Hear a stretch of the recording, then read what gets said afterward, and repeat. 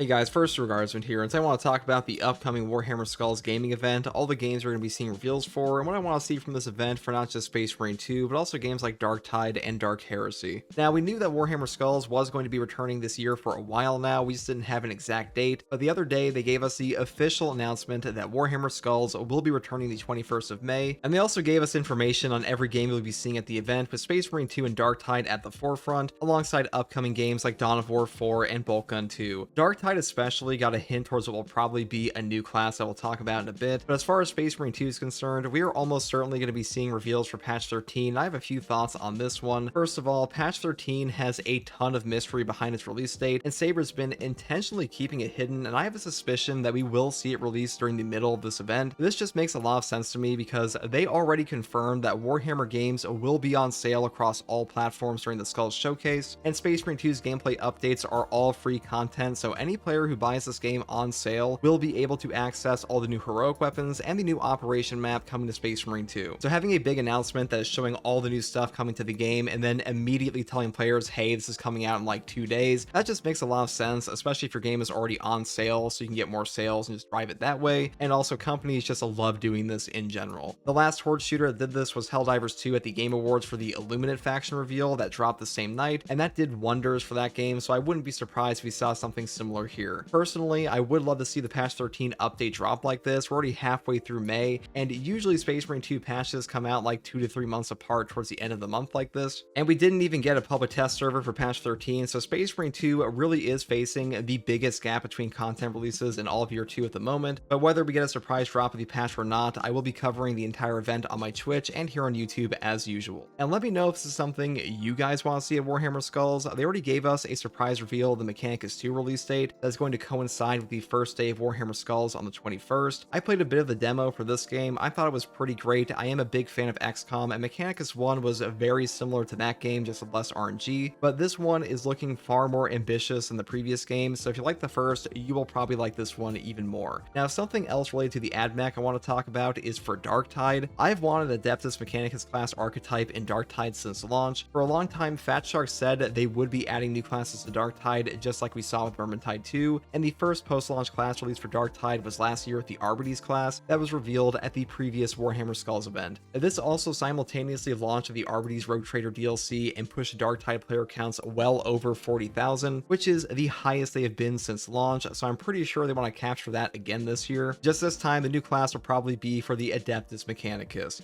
They dropped a teaser trailer for what is almost certainly going to be some kind of AdMech class reveal. A lot of people were talking about how they spotted a Servo Skull, which could be attached to the class in this trailer, and I'm hyped for this because I love the Arbity class to the point I actually made an entire video about the Adeptus Arbites on my second channel, and the Hive Skull class they released last December for Dark Tide really just did not interest me that much, and they probably know the dog mechanic of the Adeptus Arbites was incredibly popular among casual players, so maybe we'll see something similar to that with a Servo Skull companion with the new class. But I'm curious what you guys want to see from Dark Tide at the event and what kind of class you want added to the game. And speaking of new classes, I would love to see some info on what is coming to Space Marine 2 in year 3 at Skulls. Last June, we got the reveal that the Tech Marine class was coming, and the big difference here is that we didn't have confirmation of year 2 during Skulls last time around, but we actually got the reveal of year 3 support, and presumably a roadmap will be released later this summer during the April community update from Focus last month. So fingers crossed, we might actually get some information or sneak peeks at some of the major additions coming to year 3. And as far as new classes are concerned, I am really hoping we get confirmation of a Chaplain class eventually. I know a lot of players want Apothecary, but we already have 2 classes in the game already that have about as much team healing as you could reasonably expect in this game, and I feel an Apothecary is just kind of a boring archetype for Space Marine 2, at least in my opinion. I know Apothecary biologists that debuff enemies are also an option, but my preferred class as far as reasonable choices go is the Chaplain. A Chaplain would bring a really cool new Crozier weapon and hopefully some team buffing melee focused gameplay, because Space Marine 2 really shines the most when it comes to melee combat, and the range combat is honestly the worst part about the gameplay loop in a lot of cases. Now, my dream class would obviously be in Astartes Librarian Psyker class, because we currently have no caster archetype in Space Marine 2, and I really think that would significantly improve class dynamics. We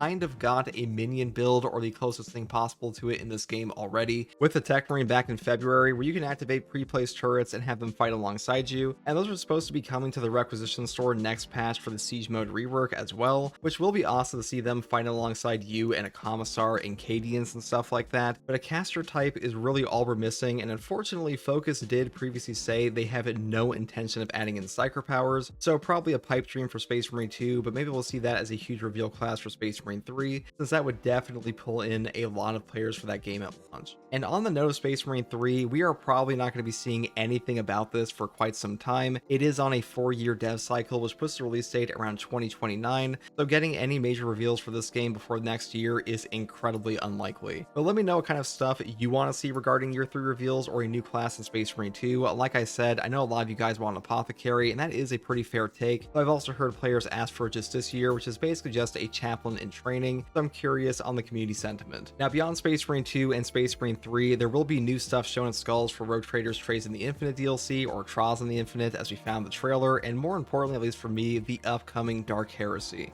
And Alocat was kind enough to give me access to the Dark Heresy Alpha, and this game is a sequel in spirit to Rogue Trader, and we'll have you playing as an Inquisitor for this one, which as far as player characters go in a CRPG for Warhammer 40k, an Inquisitor is one of the best options. You have way more leeway in terms of the strict rules the Imperium usually imposes on its citizens, and for what I've played in this game already, I think it's significantly improved from Rogue Trader. The big thing in this one though is that we're getting full voice acting in this game, which has always kind of been a hot topic in the CRPG community, because there are concessions made to make a game fully voice acted. With the recent massive success of Larian Studios with Baldur's Gate 3, Alocat was seriously pushed to try to match player expectations in this regard, and from what I have seen so far, I think they did a great job. Alocat is a much smaller studio than Larian, so they obviously can't do the full facial animations for every character, but I think the voice acting in this game is pretty damn good. I'm hoping to see more in the game in general at Skulls later this week. Something I am shocked is not coming to Skulls at all this year though is information for Total War Warhammer 40k. We just got the show and tell for this from Creative Assembly a couple weeks ago, and I think most people were expecting some big reveals for this at Skulls this year, but it's nowhere to be found on the current lineup. Maybe they'll have a surprise reveal for this or something, because Total War 40k is without a doubt going to be the most popular Warhammer 40k video game ever. It currently has over 1 million wishlists on Steam. It'll be the first Total War game ever available on consoles, and even if the game itself is subpar, it will still be massively popular and probably boost Warhammer 40k as a franchise all on its own, because Warhammer Fantasy as a setting on tabletop was basically dead when the original Total War Warhammer trilogy started, and the Total War games effectively brought the old world back as a setting, to the point that Games Workshop was scrambling to get miniatures to sell for the old world again. In the case of Warhammer 40k, the setting is already more popular than it has ever been, thanks to things like Space Marine 2's major success with over 12 million unique players, so I really can't wait to see what this does for the franchise. I'm also just a huge fan of Total War, so even if we don't get this at Skulls, I will be covering it on this channel to some degree, no matter what. The last thing that's coming that players have been hyped for is Dawn of War 4, and I'm a fan of Dawn of War, and even though this is not as interesting to me as Total War 40k, the fact we're going to see the Lion return to this game is a huge deal. We also had the 500 Worlds narrative campaign box set with a message from the Lion to Gilliman saying, "Brother, we need to talk," and with him appearing in Dawn of War 4's campaign, I'm wondering if you might see the story for Space Marine 3 get impacted by the events in the